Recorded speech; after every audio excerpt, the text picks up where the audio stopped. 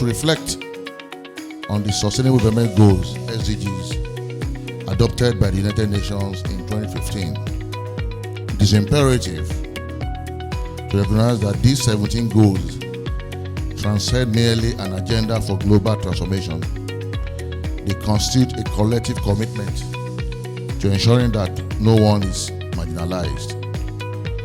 These goals encompass pivotal domains such as poverty alleviation, quality education, gender equality, access to clean water and sanitation, climate action, and sustainable economic growth.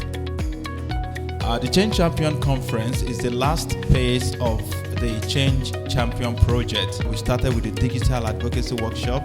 We had some selected Osun youths that graduated from being an attendee of the workshop to fellow that participated in the community fact findings. The last stage of the project is the Change Champion Conference. It's going to be an event that will shape your mind, an event that will motivate you. The moment you choose to dine with them, you're going to lose your integrity, your identity with it.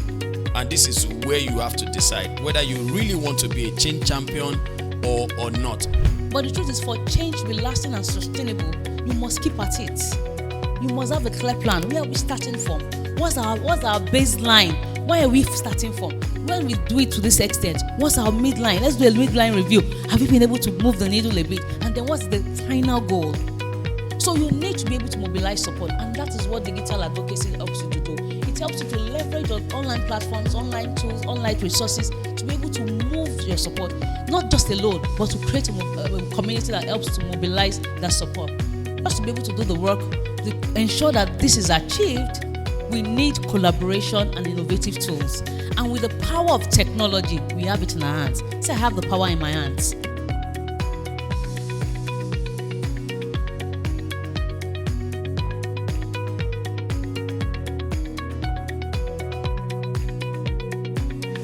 One of the problem that we have is because we are not aware of all government policy that are favorable. We are not aware of government policy that are good for us, that are positively established for us. A lot of us are not aware. I heard the specialists from UNICEF talking about CDAs. A lot of people doesn't know what CDAs mean. And where CDAs are established, somehow you see that is a political CDAs that we have. If we have CDAs during the government of APC, immediately the government is going out, the next people come up and say, this is our time, it must be PDP members. So that is why they are not effective. And most of our health facilities are being handed over to CDAs most of the time, because we train a lot of CDAs to help us also to watch what is happening at the community level. UNICEF cannot be at the community level every day. All the partners cannot be there, and all the social workers that are working at the facility cannot be there every day. It's still the CDAs that we're looking up to.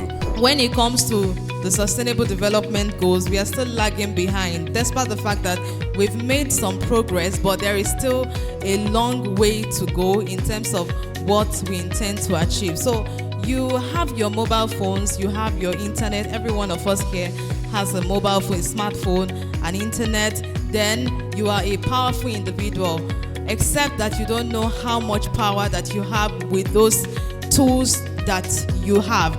But it also means that you have to be bothered about something. You have to be troubled about something. It could be anything within your community, within your little space, within your school. I'm sure that there are a lot of students here. Within your school, within the little space, your home residential environment, it has to be something that bothers you. It also has to be something that bothers you about our country, because we're talking about the change that you want to see. Many a times, the things that I put up on my Facebook or my social media are things that I can't sleep. I spend time in the night writing or putting them together because I can't sleep. And that's the truth about them. It disturbs me that as I'm trying to find a sleep, the sleep is not coming and it wants me to put something down. So it has to be something that troubles you, that disturbs you, and you want to bring this issue, because we're talking about advocacy, let's not forget, you want to bring this issue to the public because you want to see a change, and you want as many people as possible to join you to amplify that voice to see that change. So that is one of the tools that the social media will help you achieve. Part of the rights of children that UNICEF promotes is the right to education. And when we say education, don't look at it from the walls of a school, because education is about learning. And that's why UNICEF has supported the government of Nigeria in developing the Nigerian Learning Passport. And teachers are also being trained to ensure that if a child gets the opportunity or the privilege to come to the walls of a school, the teacher gives quality education and the child gets the pinnacle of his potentials. So for UNICEF, we don't just look at the parents, we don't just look at the teachers, we look at the community, because a child is a product of his environment. So we look at who are the people that influences this child within the environment. How do we engage them? That seemingly stark illiterate environment are places where people are learning. It may not be the formal education that we expect, but people have a source of learning. Children learn first from where? The home, before they go to school. Because their mothers are the ones that will interact. They will learn how the first speeches are to their parents. So for us as UNICEF, we work across all the different stratas of influence to see how we can actually strengthen their collaboration with that child to be able to make that child access quality education. This is going to be a teachable point for anybody that is saying, oh, they are trying to advocate for peace on the internet, they are trying to advocate for tribal balance on the internet, to see reasons why these things are the way they are. For we, for content creators, for multimedia journalists on the internet, you are there to present new perspectives to people. You are not there to come and become a mix of the drama. How do I become a content creator? And I say that the problem is niche. Some people do not know what they want to create and talk about. So please, there is a lot of space in this cultural niche. Come in and help us to educate people. And when you become a top voice, your voice is going to overshadow the people who are trying to fuel this drama. It's like you coming in like a fact checker. People who say that Yoruba kings cannot see corpse. What about Yoruba kings that went to war? If we want to do well enough, we need to ensure that as communities, all of us here, and the people outside, can we just dedicate time and talk about this? People need to get to understand this SDG at the grassroots. We are speaking too much grammar in Osogbo here.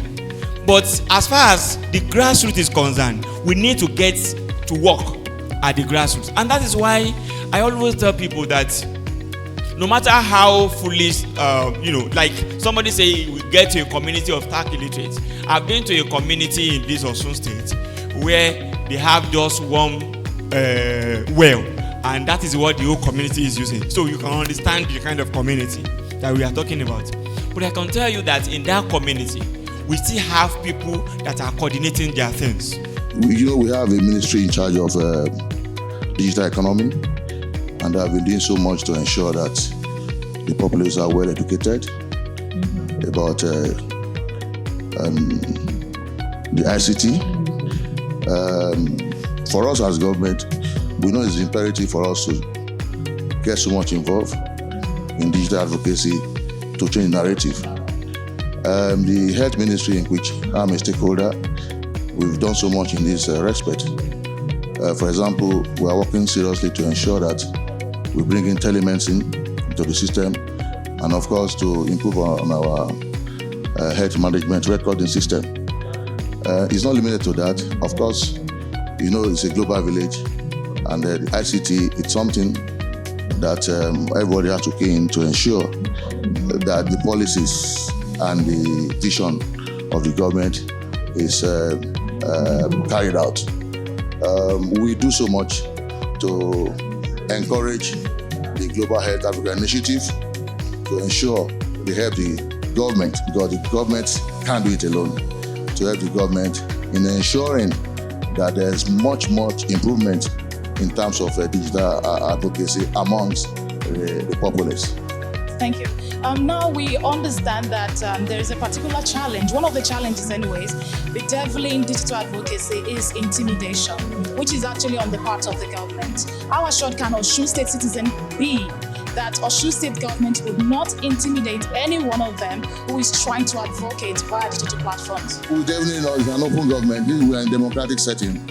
I mean, like I said, it's a global world, and if you don't key into digital revolution, you'll be laid back.